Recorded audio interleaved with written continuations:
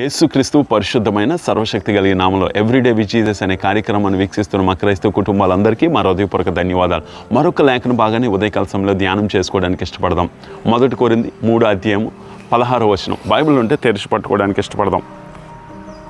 మీరు దేవుని ఆలయమై ఉన్నారనియు దేవుని ఆత్మ మీలో నివసించుచున్నాడనియు మీరు ఎరుగరా? ఎవడైనను దేవుని ఆలయమును పాడు చేసినలా దేవుడు వాణ్ణి పాడు చేయను. దేవుని ఆలయం పరిశుద్ధమైనది, మీరు ఆ ఆలయమై ఉన్నారు. చూడండి, మీరు దేవుని ఆలయమే ఉన్నారు.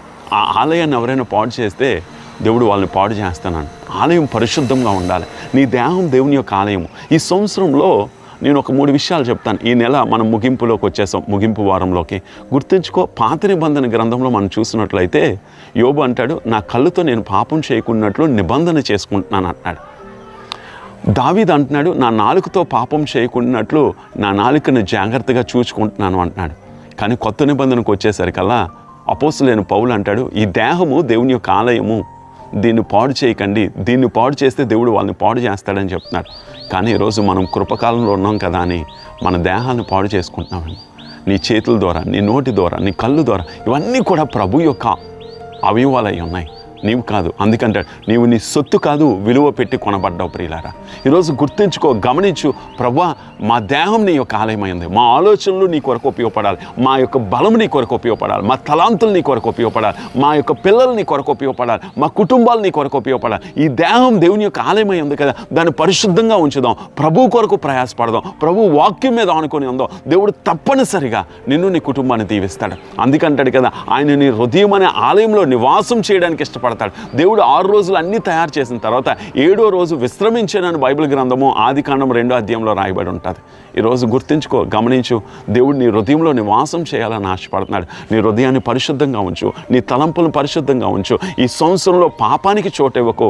అందుకంటాడు కదా, ఏ పాపం నీ మీద ఏలుబడి చేయకూడదు. ప్రతిరోజు చెప్పుకో, ఉదయం లేవగానే ఈ దేహం దేవుని యొక్క ఆలయము, ప్రభా నా మీద, నా కుటుంబం మీద, మా కుటుంబ వ్యవస్థ మీద, పిల్లల మీద నువ్వు ఏలుబడి చేయి అని చెప్పగలిగితే నీ నోరు తెరువు, దేవుడు బాగుగాని దాన్ని నింపేదని అంటాడు. నీ నోరుతో ఒప్పుకో, ఆ కార్యాన్ని నువ్వు చూడడానికి ఇష్టపడతావు ప్రియులారా.